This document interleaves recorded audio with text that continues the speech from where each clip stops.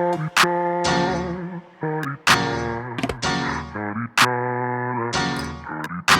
out the way. Who got a watch? Who got the time? I'm raising the clock. Even in my feelings, grind don't stop. Got big dreams, want big rocks. I got plans, you got talk. Heard it's real cheap, but it's really gon' cost. I'm tryna get these ends, building empires with my friends. I'm about handling my business. No time for stress over bullshit. You think success is an option? I'm tryna get this shit poppin' like woo. Big moves, my rules. Y'all heavy on the tweeting. I'll disappear a whole season like woo. Who said they looking for me? I'ma make you. Hey D-Marie TV family, so today I'm reviewing season 6 episode 31, Family, Fidelity, and Fish Fries. Everything I say in this video is alleged, it's in my opinion, and it is for entertainment purposes only. So this episode starts off really cute with Courtney and Stormy, and they're riding their rider in the slingshot, and it's just them having, some time out riding, and they stop to grab a bite to eat, and Stormy's discussing with Courtney that she wants to get her family together. I was kind of shocked that she said Houston went so well. I don't really know what she meant by that because we didn't see where Houston went well, but she was saying since she had a good time in Houston, she wanted to attempt to get her family together. And Courtney says he's not gonna make that trip. Courtney has done this previously in this show where Stormy wants to do something and Courtney can't make it. It seems like to me Courtney is always trying to allot time to self. He doesn't travel with her sometimes on some of the things that she goes to with her family. So I'm interested in that dynamic and why he continues to do that. But then it shows her going, I guess, to where they're going to have the get together with her cousin. And she's talking about issues with her mother and the siblings helping out with their family member. So they get to the location. Stormy's trying to get her mom and her sister together. I really dislike Stormy's mother. I don't like this woman. I'm not interested in kind of delving into her family. Stormy goes through these ups and downs. She's messy, but then she wants to be a healer. Then she wants to, get at somebody and be aggressive. Stormy's all over the place sometimes. And so these moments where she's trying to pull her family together, I get it. Families go through things, but I'm just really not interested in her family and having them on the show. I really, really, really dislike her mother because of the way she treated Melody. And so, this does not do a lot for me. And I'm probably never going to give it a lot of attention because I just really dislike her mother. The next scene is Mel. She's going to meet the Fletchers. They're doing a back to school drive, giving away book bags and some of the things that children need for school. Melody, being an educator, this is something that is dear to her heart. And it's something that she does anyway. She always gives back to her community. So, of course, I love the Fletchers. They're hosting this outside of Growing Smiles, which is Nell's daycare. There's bubbles out there. They're making sure the kids have a good time. And Melody pulls the Fletchers over, and surprising to me, she tells them that she had a really good time on the Houston trip. I thought Martel was a bit much on the Houston trip, but she says she had a good time. But then I love that they go back and show his behavior on all of the previous trips. They show him screaming and yelling in Las Vegas and having to be held back from attacking Mel in Las Vegas. They show him in the Gatlinburg trip where he goes and he's wrestling with Cedric and angry there. This man has behavior problems. Every time they go somewhere, he acts a damn fool. And I'm glad that they're showing it because they're showing a pattern. He also does the same thing at all the reunions. So Kiki can throw water, but nobody has a discussion about keeping him away. I think that's crazy. But Mel does tell the Fletchers that she plans to, Martell's reached out to meet with her and she's trying to decide if she wants to go because she's just not sure if she probably wants to even fool with him like that. But we'll see. Now this next scene is literally a read from start to finish. Melody, we all know Melody can be messy as hell. Listen, Melody can be so messy. Why she show up with this dress on? Why she show up to the meeting in her freakum dress? Listen, Melody played way too much. Listen, I was dying.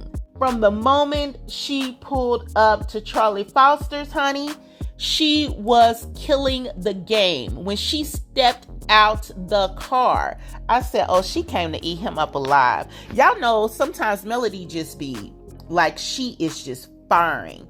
That last reunion, if you go back, and I believe it was Brown Skin Girl she put together all of the times Melody was just clowning on that reunion. It is the best reel ever. Go look at that. And this is what I mean. She's doing the same thing here.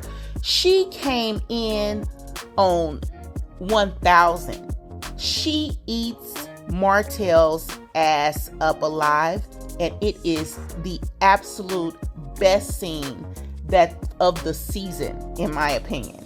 This should have closed the show out. I don't know who the hell these editors are, but they are not good at what they do. This should have been the closing scene of the season because it says everything that needs to be said. So before Melody even goes in, she says she hopes it's not a gaslighting session. And she says that because she knows Martel. He loves to gaslight. And she just made it up in her mind she wasn't going to put up with that shit today. So as soon as she walks in, he says, what's up? But then he says, do you want something to drink? I find that odd because my girl could have been hungry and there is food on the menu. So why did he only offer her something to drink? Martell's ass is broke. He is so broke. He could not run the risk of her ordering a full appetizer or nothing. It's flatbread on this menu. It is something she could have had if she wanted something to eat. How he know she wasn't hungry? And he just gonna say you want something to drink because he's limiting what she can order on the menu so he can make sure that card don't decline. It is so funny. Martell's, he is just, I don't know how he just deals with all this. I don't know how he deals with it. He has to be so angry at himself because there is no one else to blame for this but him. Mel's looking at him push that card into the machine like, Negro, please, okay? Mel's looking at him push that card in that machine like, Ninja, please. And then he walks over and he got these flowers on the table. Why? Who is them for? He is a mess. Ugh, the flowers, the ring, the tea. It is just from out the gate, it's just all wrong. All wrong. So as soon as Mel sees the flowers, she's like, who are those for? And you can just see on her face, here we go with the bull. Here we go with the bull. He's already starting like Italy, and she knows it. And she just says, Martel, listen, this is inappropriate. Ain't you dating Sheree? Okay. But see, this is Mel. She cleaning him up. She gonna air out all his mess that he's done all season and just wrap it up in a nice pretty bow and send his ass on his way. The whole Sheree lie, boom, exposed. She done put it all out there. You ain't dating Sheree. You was never dating Sheree. It was fake. Period. They was just joking. Chris and him was just joking about Sheree. What? When they went to the Houston house. So he was fronting and acting like he was good with Sheree just at the Houston house. Now you not dating Sheree? Not only did he say he's not dating Sheree, he said he's not dating anyone. He's single. Let me tell you something about his gutter snipe. Coleslaw has to be the dumbest, most pathetic woman I've ever seen in my life. In every opportunity this man has to deny her, he does it. He has never acknowledged her. He has never acknowledged even seeing her or dating her. But she'll get on her live talking about that's her man and we together. It's so sad that this girl is so brainwashed and she has so little self-esteem that she would continuously allow this man to call her 15%, to call her a peasant, to deny dating her, to deny seeing her, to regret ever having dealt with her, period. And she's still following behind him, going to the gym, getting on Stairmasters, acting like she winning. It's crazy to me. It blows my mind. And then when Mel said, but I'm dating, did y'all see his face? Oh. He knew she was dating. Come on now. All them 304s you was calling her and B drops names you was dropping, it didn't stop nothing, sir. It stopped nothing. You did not prevent other men from wanting her. Yes, with the 4 kids, she's still dating. She stayed dating. Okay? So all that mess you used to talk, ain't nobody gonna want you because you got 4 kids, calling her 304s, calling her out her name, disrespecting her. None of it worked. Love this. I love this scene. So he proceeds to say he's happy she's dating, which he's not. Then he says, first to go into this, I talked to Chris and he was telling me about you not feeling protected, and I'm hoping what happened in Houston didn't impact, how well we're doing co-parenting, since we're doing much better after court. And Melody looks at him like, what the hell are you talking about? And even in this moment, when they flip back to his confessional scene, he's talking about how she's always being negative. That's not Melody being negative. That's Melody holding your feet to the fire and not allowing you to bullshit and play in her face. This is her saying, what are you talking about? I'm not about to go with your lies anymore. I'm not about to protect you anymore. You don't get that from me. That privilege is gone. And he still wants her protection. He still wants her to make him look better to the world than what he really is. No, that's the job of a wife. That's not your wife anymore. So she's about to unveil your truth. She's about to show the world who you really are. And he knows it's not working. That's why he starts laughing. He knows, damn, it's no way this is going to work. It's not working. And that's why he starts laughing. He knows what he's doing, and he knows that shit ain't gonna fly with her no more. He's done. He's done. And then she goes in and gets his ass, and he pulls the teacup up to his face so he's just looking at her. He doesn't want everybody to see his face. But it's funny to me how everybody wants to say, oh, me and Melody talk. We talk all the time. And she's like, no, the hell we don't talk. You're gaslighting. And I'm not about to let you do that. We don't talk. We don't have a relationship outside of the show. And she just flat out says, we're not in a good space.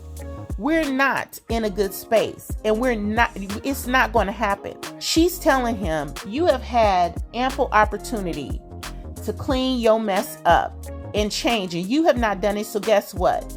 I'm not open to having any type of relationship with you anymore. That door for me is closed. We're going to raise these kids, and you going to go about your business, and I'm going to go on about mine. And that's that. Period. This whole notion that everyone who has children with someone will forever get along with them, and you all are going to be able to co-parent in this, amazing, friendly relationship. That's this bullshit idea that people like to promote in the world right now. And it is false. It is not true. There are a lot of people who have to do exactly what she's doing. They have to cut their children's mother or father off because they are toxic. And it is a way of preserving yourself and your mental. And that is what is best for not only yourself, but also for your children and the other person. So this whole, she should be nice to him so they can co-parent. They got to co-parent. We got to spend holidays together. We got to do this. No, you don't. No, you do not. And I hate to break it to the world, but when you divorce, your children's life is going to be fractured. It's no way around it. When the family splits, there is a fracture and everyone suffers. Everybody suffers, including the kids. These kids are going through trauma. And as parents, Melody and Martel are supposed to do the best they can to lessen that blow to them, but they've taken a blow. They've taken a hit. When the parents divorce, the kids divorce. It's a thing for everyone. And pretending that you good all the time when somebody's doing to Melody what Martel is doing to her, it's not okay. She has to create these boundaries to not only protect her peace, but to focus on what she needs to do, which is to heal her children, get them raised in a healthy, happy situation as far as she can control it, and move on. But there is no positive co-parenting with this Martel. It's not going to happen. So all you pick-me-she's talking about she's bitter and she should be nice to him because he's such a good father. He is not, and she should not. While he's sitting here saying that they're in a better place, Mel is pointing out, we just left Houston where you was an agent of chaos starting all this trouble, saying I cheated on you with multiple people, and now you want to pretend we're in a place of peace. We're not in a place of peace. We just got through arguing in Houston. You know, sometimes I think back to his post this week where he says we're actors. I believe he thinks he is supposed to act and put on a certain persona and that she's gonna go with that. I think he really does believe he is supposed to act like nothing's happened or act like, you know, things aren't the way they are. You just said she was with multiple people. Now you're sitting in her face privately saying you didn't say that. And it's on camera. It's crazy. It's crazy. And not only is he an agent of chaos, the woman that he chooses to continue to have around his children is an agent of chaos. She loves to start mess and create just as much chaos as he does. So the best possible thing for Melody to do is stay as far away from this man as possible, because he's an agent of chaos and so is his woman that he don't want to claim. And if ever she can get her kids away from both of them, she should do that too. That's the best possible outcome, and I don't care what nobody say. It is not always best for people to be around their father if their father is chaotic and messy and destructive and harming everyone in his space. That's not good. It's not good at all. This man needs to grow up, and he hasn't made an effort to do that. And until he does, why bother? So no, there's not going to be no place of peace between us. She tried to be cool. Melody tried to be cool when she asked him to go to the trip to Florida. And what did he do with that? He came back, ran his mouth to his little gutter snipe. And what happened? She puts all out on the internet Melody's private health information and acted a damn fool, causing a scene. Nobody wants to keep going through that. So no, there's not going to be a place of peace. As peaceful as it's going to get is where they are right now. And I agree 100% with Melody on that. Now, as we know, this is during the Revenge P situation, and he's saying he hasn't done anything to her in a very long time. He's been waving a white flag.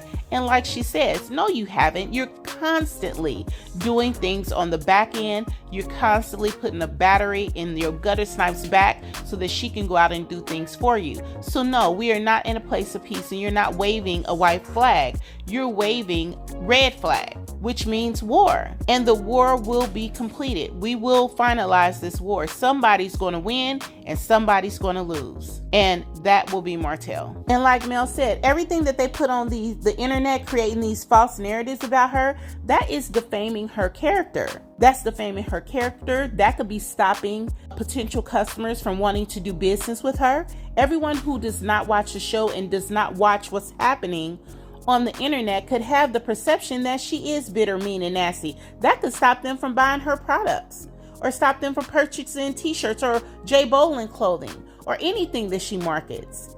And that is harming her business. That's defamation of character. And he does it all the time. And if it's not him doing it, it's his gutter snipe. So yeah, this is a problem. And under no circumstance does this man get back in her inner circle forever. He is locked out, period. Now this part takes the cake. When this man says he's sorry for cheating and he would not have done it if he had known how destructive it would be. Martell is a clown, and I'm so glad she's eating his ass up. She's not giving him an ounce, and I love it. He cannot pull this crap anymore. She is shutting him down left and right. He don't even know how to act. He looks silly. You cheat for years in your relationship and you don't know that your girl gonna feel unprotected. You don't know that your wife is gonna feel like you don't have her best interests at heart. You don't know that that's going to destroy your family. Oh, did you think she would just stay? Did you think she was gonna be Kimmy and Tisha? Did Marceau and Maurice tell you, oh yeah, you can cheat, just they ain't gonna say nothing, just don't embarrass her and she'll be fine?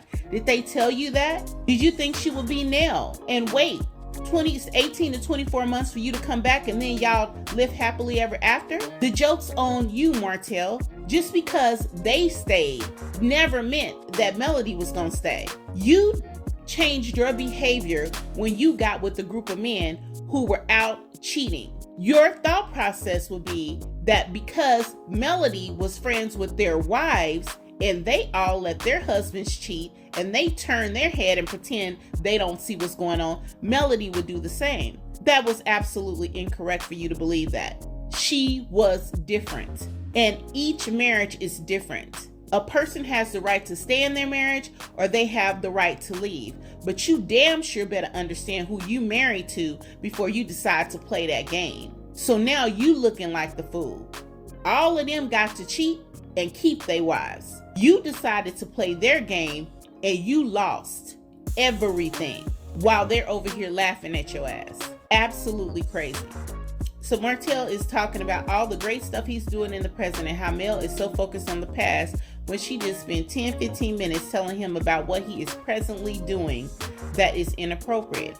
He does not listen. He does not comprehend. He does not take accountability for anything. He is immature. He will not grow up. He has no interest in changing. He is waiting for the world to change around him. He has no intentions of doing the hard work to change himself. He thinks he can keep going and ramming his head into the same wall and there's going to be a different result.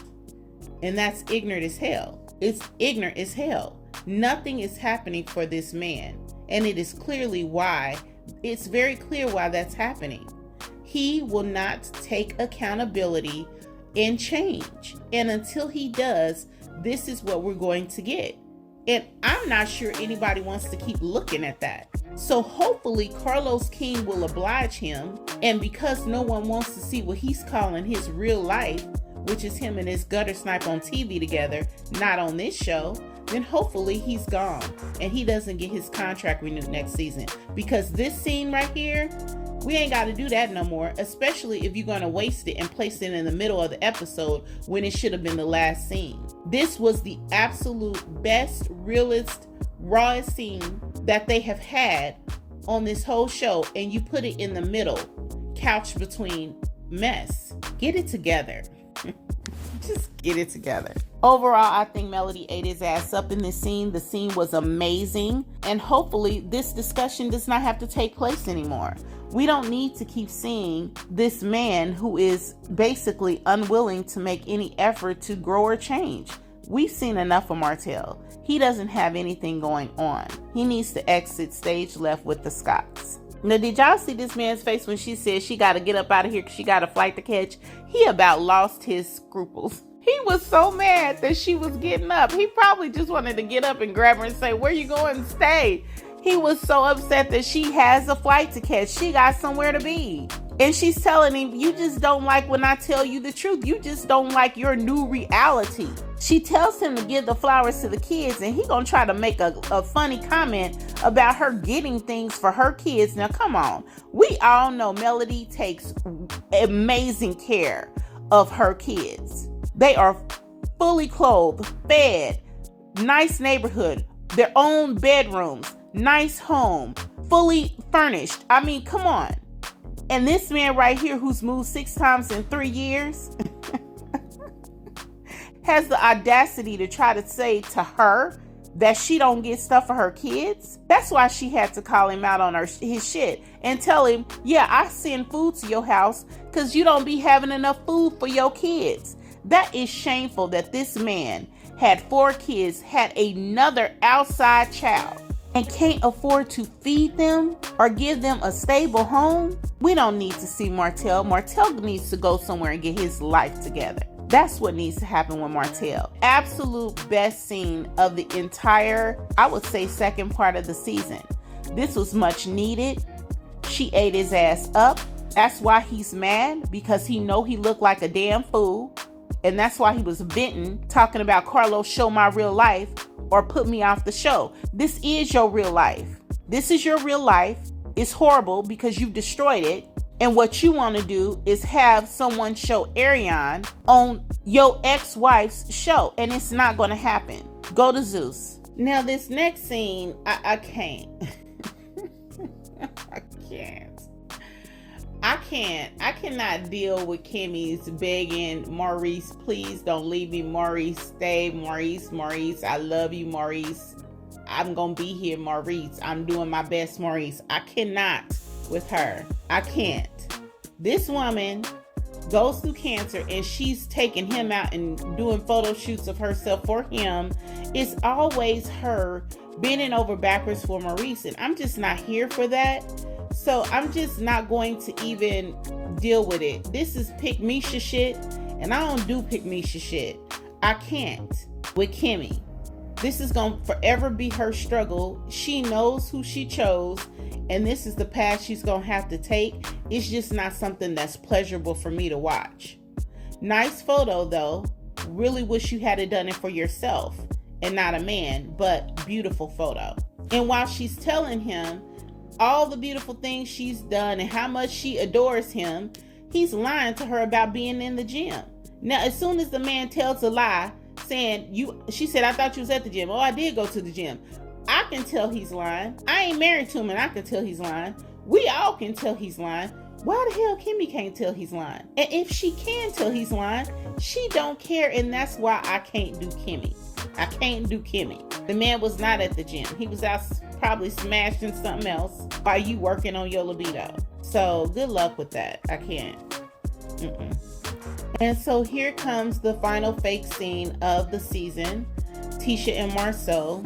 Tisha comes in creating this scene about, oh, she wants her office done. They're filming again, and this house has been under construction all season. It's just, I can't, y'all. I just cannot do it. I can't pretend to even care. This is so fake. They can't even keep their faces straight while they're going through their made up scene. And if they don't have enough respect to show us who they really are and what's really going on in their lives, then I don't really have respect to give my time and my effort and my energy to it. Tisha and Marceau, fake scene. Kimmy, fake scene. Martel ain't got nothing going on. I think all of those people should be pushed off the show, and they need to get new people onto the show. This right here is why Martel believes they're acting. There are people on the show that are acting. It is Kimmy, it is Maurice, it is Tisha, it is Marceau, it is Martel, and it may possibly be Stormy and her husband. I go back and forth with Stormy and her husband. I really do. I'm not sure if they're acting or not. I'm not sure where she stands. I'm not sure if Stormy is in cahoots with them or if she's not. If their fights and tension are genuine or if it's not. I'm not sure. But I do know for a fact that this last scene was just a mess. It was fake. I don't believe them. They may or may not be separated. I don't care. That's what it was for me. So overall, because of the Melody and Martel scene, I really enjoyed that particular portion of the episode. I also enjoyed when Melody went to see the Fletchers. The Stormy and her family I could do without. Kimmy and Tisha I can do without. So this final episode overall, I give it a 7. And that is solely due to the Mel and Martel portion and Mel going to see the Fletchers. Other than that, I also like when Stormy and her husband went out to eat and they were riding the bikes. I do love that part. But other than that, the rest of the show, Stormy's family, Tisha and Marceau, Kimmy and Maurice, I did not need to see that, and I don't know why this will be just thrown into the final episode. This should have been bells and whistles. This should have been explosive. We got that, but you couched it in the middle of the episode. It just didn't make any sense at all. The way this episode, if this is all you had to work with, what you should have done was show Kimmy and Maurice first, Tisha and Marceau second, the Stormy situation third, Mel meeting with the Fletchers fourth, and Martel and Melody at the very end. That's how you should have structured it if this was all you were going to put in an episode. Y'all can't even put the shit together right. All I can say is do better. I love me some Mel. I love the Fletchers. I want to see more of that. I'm on the fence with Stormy, and I'm only on the fence because I liked how she handled Martel in Houston, and she's still getting some points with me for that.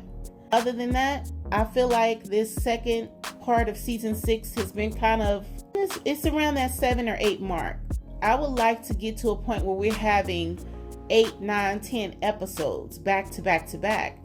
And it's not all about chaos. I think that's the misconception, that they believe we want to see what Tisha and Marcel are doing, and it's not working. We just want to see genuine relationships. We want to see the positives, the negatives. We want to see the pain points. We want to see the growth.